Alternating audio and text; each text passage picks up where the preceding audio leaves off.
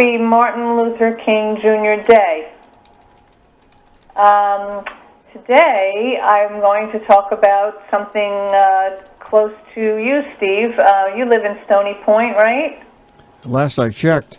All right. Well, Stony Point is working on a zoning code overhaul to thwart overdevelopment.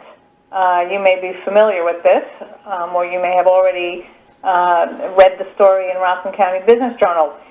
So the focus on the new zoning amendments basically contemplates, just to boil it down, a very rather large, complicated document, but it contemplates schools, dormitories, and places of worship, and public assembly in residences. Clearly, this legislation is, this attempt to amend the zoning code is a look around at what is happening in, or has happened in neighboring Rockland towns, and is, depending on your perspective, it's kind of either a road map or a speed bump, and I'll come back to that in a bit. But basically, the permit is looking to it didn't respond, as I said, to development pressures, and specifically, it entails a review and approval of site plans in relation to land use, and to mitigate, this is quote, from the legislation, any adverse effects by the imposition of reasonable conditions, including impacts to environmental, social, and economic concern. So that sounds, like kind of wonky stuff. But when you look at the amendments, the proposed amendments, what they're really taking a look at is specifications for, as I said before, schools, dormitories, and places of worship. So, for example, the new definitions in the code include, quote, a residential gathering place, which would be defined as a residential accessory use for gatherings of more than 15 people more than 10 times a year. So if a resident holds large gatherings more than 10 times a year, they would be regulated as an accessory use. The most significant changes in the code relate to minimum lot areas for schools. So the new minimum lot areas are based on maximum enrollment capacity. The lot size is not based on the number of students enrolled, but on the maximum the school can have. So, for example, it changes based on the size of a school's potential student body.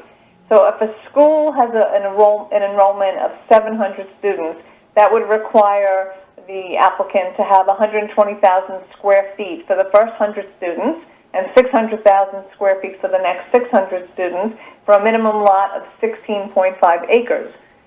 This is similar to Stony Point Elementary, which has 650 students on 14 acres.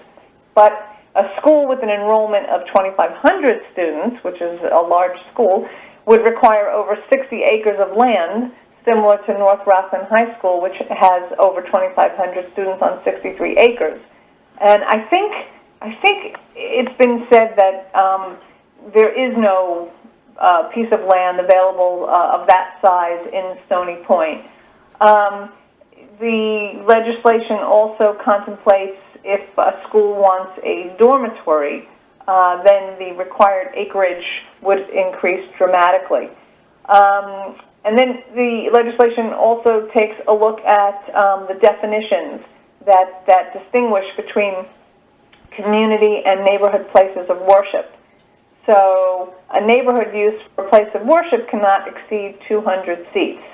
And the code also includes specific limitations and regulations on community and neighborhood places of worship. And finally, I mean, there's many aspects to this, but another significant change is that no structure accommodating the assembly of more than 49 persons more than 3 times a year will be considered a residence, and that the assembly of more than that shall constitute a, quote, non-residential use. So essentially, these proposals are designed to preserve residential uses in residential districts. And it's a very, very long document, and it's online.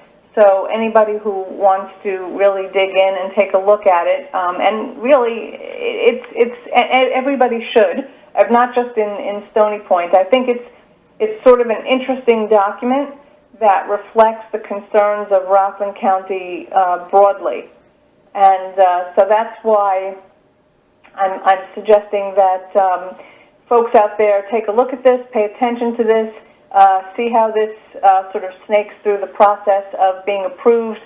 Right now, the town is still taking public comment on this, and it is unclear when this legislation will be adopted. But it is, it is definitely an interesting. Well, and then this is the debate: is it a roadmap or is it a speed bump? And that I can't answer that question. But I think at the very least one can say that the leaders of Stony Point have taken a look at their zoning code and have seen a deficiency in definitions and a deficiency in regulations to put this much detail, into an amended code, which has not been, according to the supervisor, updated somewhere between, he said, somewhere between 10 and 20 years, and we know that Rockland County is undergoing very large changes in these recent years, and so this is an interesting exercise. I urge everybody to take a look at the story, which gives you some detail, but then to take a look at the proposed amendments themselves. It's interesting, and it's we're looking at these sort of impacts in Clarkstown and Orangetown as well. And we can see, as we've talked about just last week, somebody like the supervisor of Orangetown, Teresa Kenny, trying to control the fate of the large 106-acre site that the HNA Palisades Center is located on.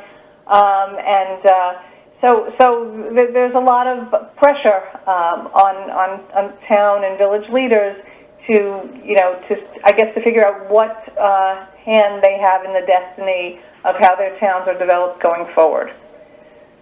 Does that come as much of a surprise to you that town officials might want to control what it is that they do within the town, each of their towns?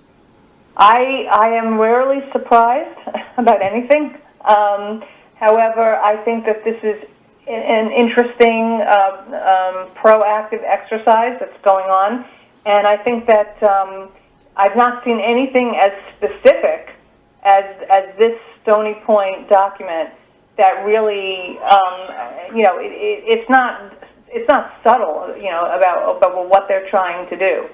So that's why I urge, anybody who's, I know it all sounds very wonky, but it's not wonky.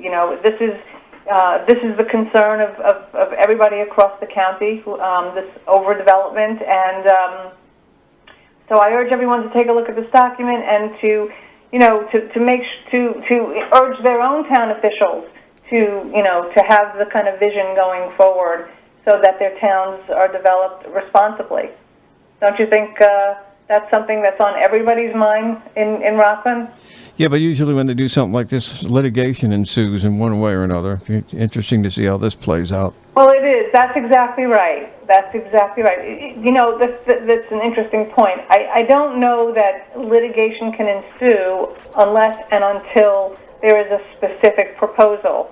Otherwise, I don't know. I don't think that anybody. I posed this question myself to an attorney, and I said, would anybody have standing to challenge the zoning amendments themselves, or would you need to have a project on the table that meets, head-to-head with one of these standards? And the attorney believed it would be the latter, that it's not likely that anybody would have standing to oppose or challenge the entire amendments that the town may or may not adopt. So, but yes, I agree.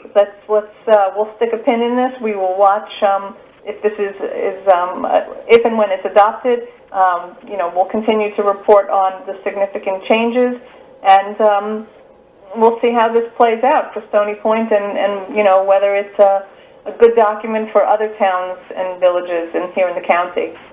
Now, this is all available right now on your publication, right? rcbizjournal.com. rcbizjournal.com. Yeah, pop on the site, take a look at the story, and more importantly, sign up for free membership so that you receive our daily blast Monday through Friday, and you will receive stories like this and everything else that we report on.